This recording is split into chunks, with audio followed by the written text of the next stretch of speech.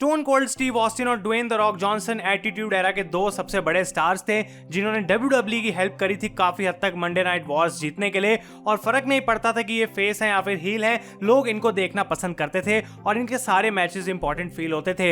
लेकिन जब बात आती है इनकी आपस की राइवलरी की, stone cold versus the rock, तो वो इतनी ज्यादा हिस्टोरिकल मानी जाती है WWE की हिस्ट्री में कि इसको WWE ने भाई 3 रेसलमेनियास के अंदर यानी कि 15, 17 और 19 में करा, जो कि तीनों मैचेस कमाल के थे। और आज की इस वीडियो में हम बात करेंगे इस रेसलमेनिया ट्रिलोजी की जो ऑस्टिन और रॉक के बीच में हमें देखने को मिली। आखिर इसके पीछे रीजंस क्या थे और क्या गाइस थी इसकी कहानी, तो जानने के लिए आप इस वीडियो को एंड तक देखते रहें। चैनल पर नए हैं तो सब्सक्राइब करें और उस नोटिफिकेशन बेल को भी ऑन करना ना भूलें।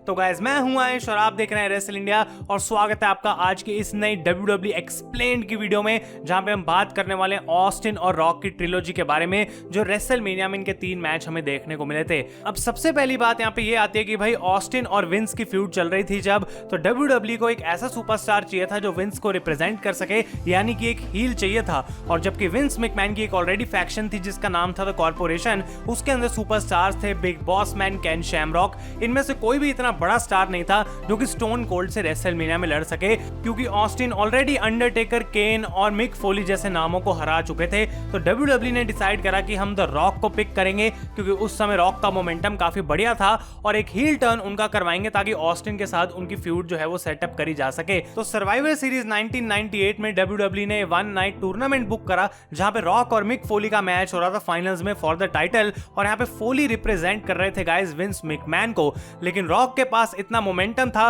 और उन्होंने जस्ट नेशन ऑफ डोमिनेशन का स्टेबल भी छोड़ा था। तो इस मैच में हमें देखने को मिलता है कि विंस मैकमैन स्क्रू कर देते हैं मिक फोली को और रॉक WWE चैंपियनशिप को भी जीत लेते हैं। साथ के साथ एक हील टर्न करके उन्होंने कॉर्पोरेशन स्टेबल को भी ज्वाइन कर लिया ताकि वो ऑस्टिन के राइवल आगे जाके बन सकें। और हम जानते हैं कि WWE हमेशा भाई कुछ सुपरस्टार्स को बड़ी मोमेंट्स देती है और वो भी रेसलमेनिया में। और स्टीव ऑस्टिन की पहली मोमेंट आई थी रेसलमेनिया 14 के अंदर जब शॉन माइकल्स को उन्होंने हराया था to become the WWE champion. लेकिन ऐसा लग नहीं रहा था कि वो एक मोमेंट ऑस्टिन के लिए काफी है, क्योंकि वो ऑलरेडी अपना WWE टाइटल हार चुके थे। तो यहाँ पे गाइस WWE ने प्लान करा कि रेसलमेनिया 15 में ऑस्टिन हराएंगे रॉक को, और बिल्कुल वही चीज हमें देखने को मिली। और ऑस्टिन एक बार फिर से एक टॉप सुपरस्टार बन गए थे WWE के अंदर। और इसके बाद ऑस्टिन आगे बढ़े, उनके और मैचेस हुए विंस मैकमैन और शेन मैकमैन के साथ, और साथ के साथ उनको कुछ और भी नए अपोनेंट्स दिए गए। लेकिन दूसरी तरफ अगर हम रॉक की बात करें तो हम जानते हैं कि भाई कितने कमाल के तरीके से वो बंदा हील रोल प्ले कर सकता है। One of the most electrifying man in all of sports entertainment. और रेसलमेनिया में स्टोन कोल्ड से मैच हारने के बाद कुछ टाइम तक इनकी फ्यूड आगे कंटिन्यू हुई, लेकिन 1999 के मिडल में गाइस ये जो है एक दूसरे से अलग हो गए थे। और यहाँ पे रॉक को WWE ने एक फेस बना दिया था, क्योंकि उनको क्लियरली दिख रहा था कि भाई हमको रेसलमेनिया के मैच से जो चाहिए था वो भी मिल गया है और अब जो लोगों को चाहिए वो हमें उनको देना चाहिए। तो ये हो गई रेसलमेनिया 15 की बात। अगला मैच हम जानते हैं इनका रेसलमेनिया 17 में हुआ, और ये वो पॉइंट था गाइस जब WWE को कुछ बड़ा चाहिए था इस शो के लिए। उस समय पे एटीट्यूड एरा बिल्कुल कमाल चल रही थी और विंस रूसो के अंडर जो भी गलतियां WWE ने करी थी उससे वो आगे बढ़े। Triple H, Kurt Angle, Undertaker, कई सारे ऐसे नाम थे जो इजीली शो को मेन इवेंट कर सकते थे। लेकिन तब भी WWE अपने सबसे बड़े रेसलर, सबसे बिगेस्ट ड्रॉस को इस शो के मेन इवेंट में रखना चाहते थे, stone Cold Steve Austin versus the rock. और सबसे कमाल की बात यह है कि इस शो से पहले इन दोनों की आपस में कोई भी फ्यूड नहीं चल रही थी, और इसी की वजह से रेसलिंग फैंस एक्सपेक्ट नहीं कर रहे थे कि ये एक बार फिर से मैच रेसलमेनिया में हो सकता है, क्योंकि सर्वाइवर सीरीज 2000 से लेके रेसलमेनिया 17 के पहले पेपर व्यू तक कर्ट एंगल WWE चैंपियन थे और उस पेपर व्यू में उन्होंने रॉक के अगेंस्ट अपना टाइटल ड्रॉप करा। और दूसरी तरफ स्टोन कोल्ड स्टीव ऑस्टिन कई महीनों से ट्रिपल एच के अगेंस्ट एक फ्यूड कर रहे थे जो कि काफी पर्सनल भी हो गई थी, जिसके अंदर ऑस्टिन को पता लगा था कि ट्रिपल एच ने उनके ऊपर हिट एंड रन का भी अटैक कराया है। तो इनकी फ्यूड भी नो वे आउट यानी कि रेसलमेनिया से पहले खत्म कर दी गई थी, और उसके बाद WWE बिल्कुल रेडी हो चुकी थी ऑस्टिन वर्सेस रॉक के मैच के लिए। और ये एक बार फिर से मैं कहूंगा कि एक ऐसा टाइम था कि रेसलमेनिया 17 में WWE की पॉपुलैरिटी बिल्कुल पीक पे थी। उसके बाद जबकि फैन बेस थोड़ा कम होना स्टार्ट हो गया, क्योंकि एक हफ्ते पहले, 6 दिन पहले इस शो से एक अनएक्सपेक्टेड आइकॉनिक मोमेंट हुई गाइस, जहां पे विंस मैकमैन ने परचेज कर लिया था WCW को, और लोगों का इंतजार और भी ज्यादा बढ़ गया था कि भाई आखिर क्या अब रेसलमेनिया के अंदर हो सकता है। और इन दोनों ने जो मैच हमको दिया मेन इवेंट के अंदर, वो प्रोबेबली माना जाता है इनका बेस्ट मैच, क्या कमाल का मैच था। इसका पूरा शो का मैंने रिव्यू भी कर रखा है अपने रेसलमेनिया रिवाइंड में, अगर आपने चेकआउट नहीं करा वहां पे देख सकते हैं। इनफैक्ट इतनी हाइप थी इस मैच के लिए इतने कम टाइम में कि इसका थीम सॉन्ग माय वे भी बहुत ज्यादा पॉपुलर हो गया था।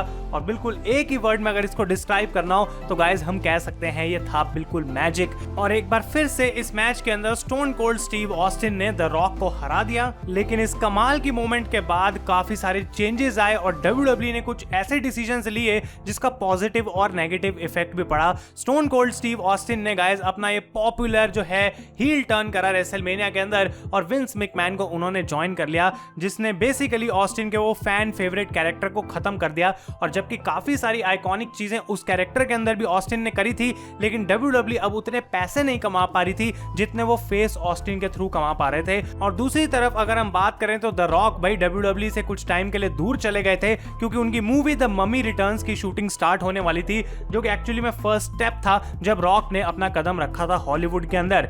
लेकिन जो अगला मैच इनका हुआ था वो था 2 साल बाद रेसलमेनिया 19 में, क्योंकि इस पॉइंट पे ऑस्टिन और रॉक के करियर दोनों अजीब अजीब स्ट्रेंज पोजीशंस में थे और यहाँ पे उन दोनों को कुछ इंपॉर्टेंट चाहिए था। और इस टाइम पे ब्रॉक लेसनर, कर्ट एंगल जैसे ऑलरेडी सुपरस्टार्स आ चुके थे जो बिल्कुल टॉप लेवल पे थे, लेकिन ऑस्टिन और रॉक तब भी बड़ी अट्रैक्शंस थी। और WWE ने डिसाइड करा कि इन दोनों के हम एक और स्टोरी लाइन करेंगे कि एक हील वर्जन, एक Hollywood version of the rock जो है वो वापस आके एक बार फिर से ऑस्टिन को हराना चाहता है। और ये मैच इस वजह से पॉसिबल हो पाया गाइस क्योंकि कुछ टाइम पहले ऑस्टिन भी WWE से चले गए थे और जब वो वापस आए तो उनको एक ऐसे सुपरस्टार के साथ स्टोरी लाइन में डालना था WWE को जिसके पास ऑलरेडी कोई खुद की स्टोरी लाइन नहीं थी और द रॉक उसके लिए यहाँ पे एक परफेक्ट फिट बने।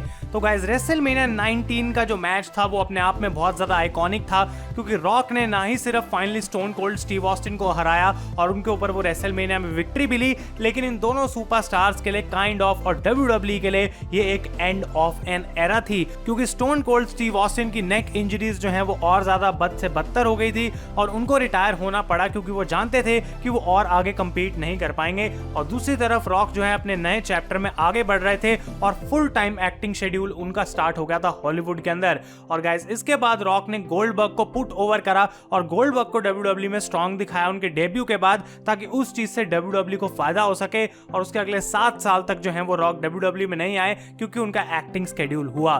तो ये जो तीनों मैचेस थे इनकी अलग अलग इंपॉर्टेंस थी, अलग अलग टाइम पे WWE को कुछ रिक्वायरमेंट थी, लेकिन आप ये बात सोचे कि इन दोनों सुपरस्टार्स पे 3 बार WWE ने भरोसा रखा और एक बार भी वो चीज फ्लॉप नहीं हुई। तो इससे पता लगता है कि ऑस्टिन और रॉक दो ऐसे आइकॉनिक सुपरस्टार्स हैं जिनकी कोई रिप्लेसमेंट नहीं है और एटीट्यूड एरा के अंदर जो उन्होंने परफॉर्मेंस दी अपनी इस रेसलमेनिया ट्रिलॉजी में गाइस, वो शायद अब आगे कोई भी राइवलरी रिपीट नहीं कर पाएगी। तो अगर आपको इस वीडियो से ये पूरी राइवलरी समझ आ गई है तो लाइक बटन दबाएं और ऐसी आइडियाज के लिए आप कमेंट में जा सकते हैं और भाई ऑब्वियसली चैनल पे नए हैं तो सब्सक्राइब कर दें क्योंकि काफी सारा कंटेंट आने वाला है। तो guys thank you so much for watching. मैं हूं आयुष और आप देख रहे हैं रेसल इंडिया।